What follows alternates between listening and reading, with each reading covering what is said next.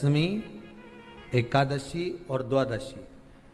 एकादशी का व्रत, दशमी की रात्रि को जो आप भोजन करें वो सात्विक करें, एकादशी के दिन भोजन ना करें, अन्न का भाग ग्रहण ना करें, अन्न का भाग ग्रहण ना करें।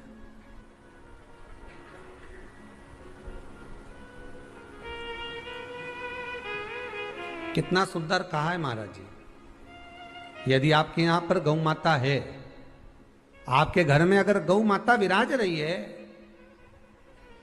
आपके घर में अगर गौ माता है, गाय की अगर आप सेवा कर रहे हैं, अच्छा कितना सुंदर लिखा है धेनु मानस में, गीता प्रेस गोरखपुर की गौ अंक को निकालकर पढ़िए कल्याण का, उसमें लिखा है ब्रह्म मुहूर्त में सुबह के समय पर गाय की पूंछ को पकड़कर या गाय की रस्सी को पकड़कर जो 2 कदम भी चल लेता है, उसके लिए भगवान विष्णु बैकुंठ का मार्ग और कुबेर का मार्ग प्रशस्त कर कर खोल देता।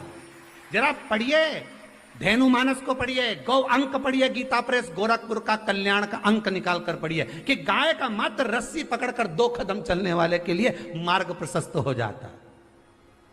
एकादशी के दिन अगर आपका व्रत है तो आप भूलवश भी डब्बे में रखी हुई रोटी गाय को ना देते हुए कुछ थोड़ा सा फल, फलहार, कोई केला, कोई सेब, जो आप खाते हो, अंगूर, पपीता, जो आप ग्रहण कर रहे हो, उसका थोड़ा सा भाग आप गाय को प्रदान करो, आप गाय को दीजिए।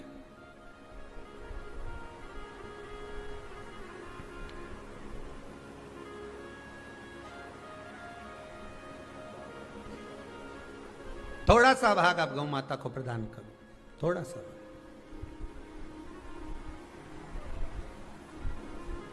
सारे व्रतों में केवल एक व्रत ऐसा होता है एकादशी का, जिसका उद्यापन पहली एकादशी पर भी कर सकते हो। सारे उद्यापन में केवल एक उद्यापन ऐसा होता है, सारे व्रतों में एक व्रत का उद्यापन ऐसा होता है, वो है एकादशी का। ये जरूरी नहीं कि 26 पूरी होगी तभी तुम करोगे, या तो पहली में ही कर लो या फिर 26 पूरी हो तब कर। पर उद्यापन, अगर तुमको ऐसा लगे कि हाँ मैं अभी तो जीऊंगी हो, अभी तुम्हारा बाल भी धोला नहीं हुआ, तुमको ऐसा लगे तो अभी तो मैं तो बढ़िया, तो फिर भले मत करो। पर एकादशी का नियम कह रहा है, एकादशी का यहाँ 18 नियम में से एक नियम कह रहा है कि एकादशी का उद्यापन पहली एकादशी पर भी हो सकता है, पहली पर भी कर सकता है, फिर तुम्हारा मन पड़े तब। क्यों? तो पहली पर करने से क्या फल मिलेगा? तो एकादशी की नियमावली कहती है, अगर मान लो आपने पहली एकादशी पर भी उद्यापन कर लिया, इसके बाद में जितनी एकादशी करोगे वो सारी तुम्हारे खाते में जुड़ती जाएगी। मतलब बैंक में खाता खोल लो, ठीक है, खाता खोल लिया, अब जितना कमाता जाओगा उसमें डालते जाओ, जितनी कमाई करके लाओगे उसमें जमा करते जाओ। एकादशी एक बार उद्यापन पहले में भी हो गया तो बाकी का पुण्य तुम्हारे खाते में आ जाएगा, उसका पुण्य। एकादशी का उद्यापन बड़े महीने में, माघ शुक्ल एकादशी के दिन, माघ का महीना हो, शुक्ल पक्ष की, जम के बोलिए, एकादशी हो, प्रयास करना कि आप उद्यापन करें, भले 5, 10, 11, 12 जितनी एकादशी हो जाए, 26 हो जाए तो ज़्यादा अच्छी है, नहीं तो आप करें तो माघ महीने की शुक्ल पक्ष की एकादशी के दिन आप उद्यापन करें, प्रयासरत करें, प्रयासरत। बड़े महीने के अंतर्गत जो उद्यापन, हाँ चतुर्मास के अंतर्गत उद्यापन नहीं होता एकादशी का, बहुत ध्यान दीजिए हमारा। ये जो सावन भादो कुंवर कार्तिक जो 4 महीना होते हैं भगवान के शयन करने के, इसके अंतर्गत एकादशी का उद्यापन नहीं होता, और इसके अंतर्गत उद्यापन करना भी नहीं चाहिए एकादशी हमारा। एकादशी का उद्यापन माघ महीने की शुक्ल पक्ष की एकादशी के दिन आप बहुत प्रेम से आनंद के साथ करिए महाराज। परंतु एकादशी के उद्यापन में सबसे ज्यादा अगर कुछ जरूरी होता है तो 24 तरह का नैवेद्य जरूरी होता है। कितने तरह का? 24 तरह का नैवेद्य। अब आप कहोगे गुरुजी उद्यापन हम कर रहे हैं एकादशी का, तो उसमें तो फलहार का हमें नैवेद्य बनाना चाहिए। तो फिर ये पुराण के अंतर्गत स्कंद पुराण में ये चीज लिखी है कि एकादशी का जब उद्यापन करते हैं तो 24 तरह का नैवेद्य बनाकर सिद्ध करते हैं। 24 तरह का नैवेद्य जान रख लेना, का हलवा बना लो, खीर बना लो, पूड़ी बना लो, सब्जी बना लो, पकोड़ा बना लो, भजिया बना लो, ऐसे 24 तरह का नैवेद्य अलग अलग चाहिए। पर लोग क्या करते हैं, खोपरा पाक बनवा लेते हैं 1-2 किलो और 24 जगह रख देते हैं। स्वीकृत नहीं है। 24 तरह का नैवेद्य रखा जाता है। महाराज एकादशी के दिन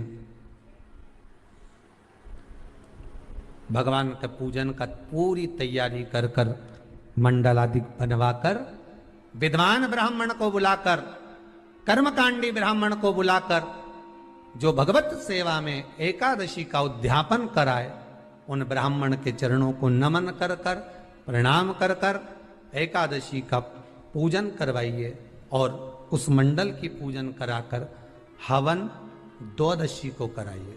एकादशी को हवन नहीं। एकादशी के उद्यापन का जो हवन होता है वो द्वादशी को।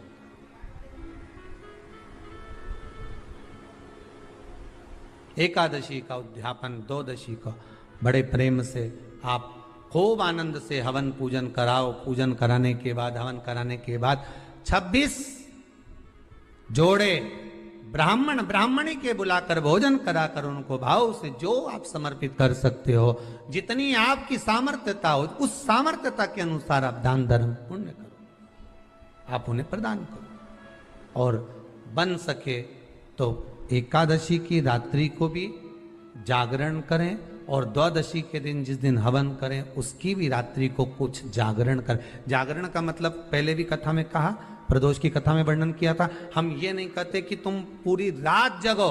हमारा तो निवेदन है 15 मिनट का करो, आधे घंटे का करो, 20 मिनट का करो, पर रात्रि के समय थोड़ी देर अगर एकादशी का उद्यापन कर रहे हो तो जागरण थोड़ी सी देर अवश्य करें।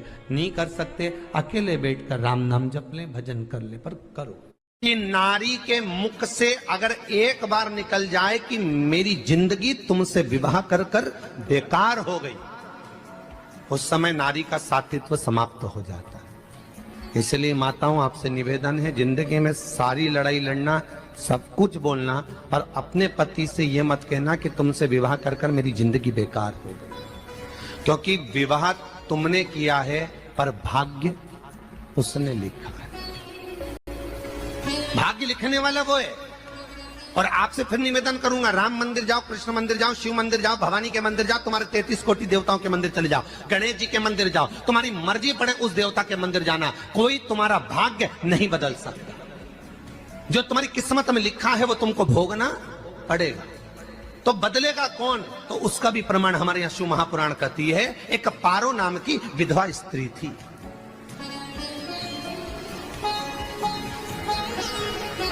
क्या नाम है उसका? नाम पारो। विधवा है, पति नहीं है, एक बेटा है।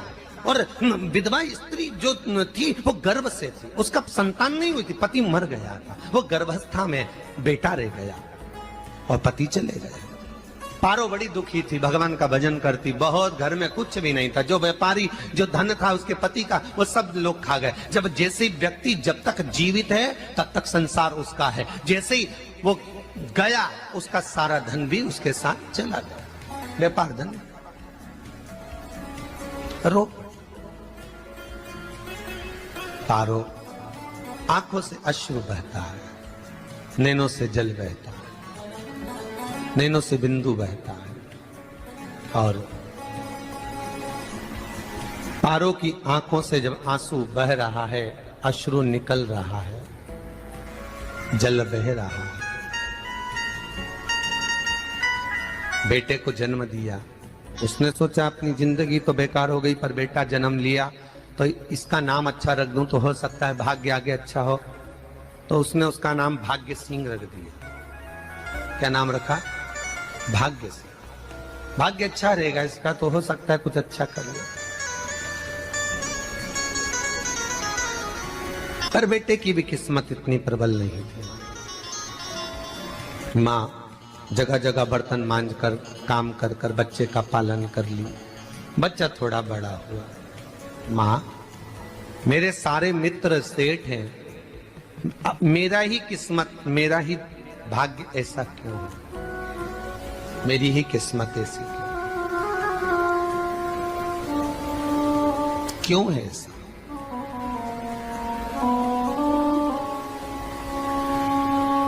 माँ मेरी किस्मत में इतना दुख क्यों लिखा है?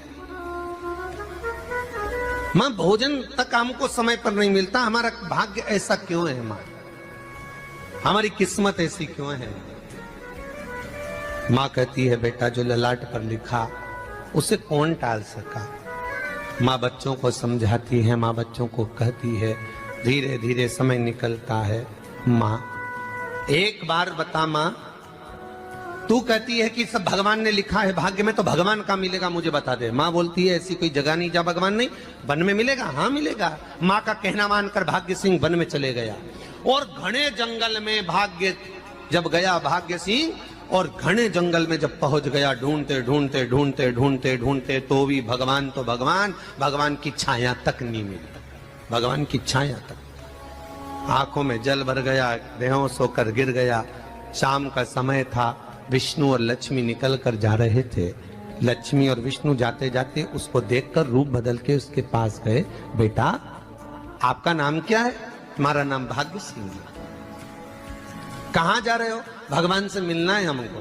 क्या काम है तुम्हें भगवान से? भगवान से पूछना है कि मेरी किस्मत ऐसी क्यों बनाई, मेरी किस्मत में गरीबी क्यों लिखी, मेरे भाग्य में इतना दुख क्यों लिखा। मुझे भगवान से पूछना है कि मेरी किस्मत ऐसी क्यों बनाई, मेरी किस्मत में इतना दुख क्यों लिखा।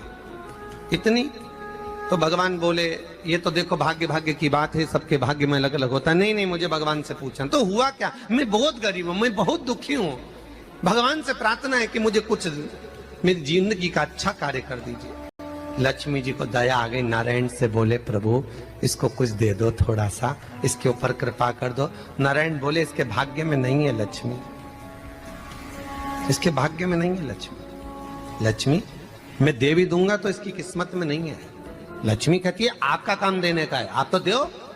भगवान ने कहा लक्ष्मी नहीं है भाग्य में, तुम तो दे दो। लक्ष्मी जी के कहने पर नारायण ने उसको एक हीरे का हार दे दिया। ले ये ले हीरे का हार। वो प्रसन्न हो गया, हीरे का हार मिल गया। और हार लेकर वो चला, और चलते चलते उसने सोचा मेरी मम्मी को दूंगा, मेरी माता को दूंगा, माँ बड़ी प्रसन्न हो जाएगी। हीरे का हार लेकर जा रहा था। हार ले जाते उसको रास्ते में इतने में उसको तुरंत उसी समय पर कहीं सोचाधिक कर्म के लिए जाना पड़ा। उसने सोचा इस हार को इस पत्थर पर रख देता हूं, अभी आऊंगा वापिस इस हार को उठाकर घर लेकर चले जाऊंगा। और सोचाधिक कर्म के लिए वो चल दिया। गया, हाथ धोकर आया, इतने में चील उड़ती उड़ती आई, उसका हार लेकर चली गई। आके रोने लगा। माँ को जाकर कहा माँ किस्मत तो देख, इतना जोरदार हार मिला था हीरे का, पर भाग्य में नहीं था, नहीं मिला। इतने में वो रोता रोता तुरंत फिर भगवान के पास गया। रोता बिलखता फिर पहुंच गया वन के अंदर, फिर भगवान मिले। भगवान ने पूछा अब क्या हुआ? प्रभु मेरा हार तो वो हीरे का, मेरा हीरे का हार ले गई चील। भगवान बोले देख भैया हम तो तेरी किस्मत में था, वो कर दिया, अब आगे तू एक काम कर, ब्रह्मा जी से जाके मिल। ब्रह्मा जी कहाँ मिलेंगे? यहां से आगे जा, ब्रह्मा मिल गए। ब्रह्मा के पास गए। ब्रह्मा जी ने कहा क्या हुआ? ब्रह्मा जी मेरे भाग्य में गरीबी लिखी है, कुछ अच्छा कर दीजिए। ब्रह्मा जी कहते हैं तुम्हारा भाग्य में जो लिखा है वो तुम्हें भोगना पड़ेगा। नहीं नहीं आप कृपा करो। लक्ष्मी जी ने नारायण से कहा इसको कुछ कृपा कर दो। तो भगवान ब्रह्मा जी ने कहा चलो इसका भाग्य बदलने के लिए एक हीरे की अंगूठी दे देता हूं। भगवान ने उसको हीरे की अंगूठी दे दी। अब हीरे की अंगूठी दी, फिर वो लेकर चला। इतना खुश था, अब मुझे हीरे की अंगूठी मिल गई, अब मुझे हीरे की अंगूठी मिल गई। इतना प्रसन्न होकर जा रहा था, इतने में इसको लग गई प्यास। इसने सोचा पानी पी लूं। पानी पीने के लिए इसने मुंह को करा नीचे, जेब में रखी थी अंगूठी, वो पानी में लुढ़क गई, लुढ़कते से एक मछली निगल गई, अंगूठी भी हाथ से। देखिए, कोई कितना भी साथ दे दे, पर भाग्य में अगर सुख लिखा होगा तो वो अपने आप मिलेगा नहीं। फिर आया, फिर मां से कहा मां ऐसा हो,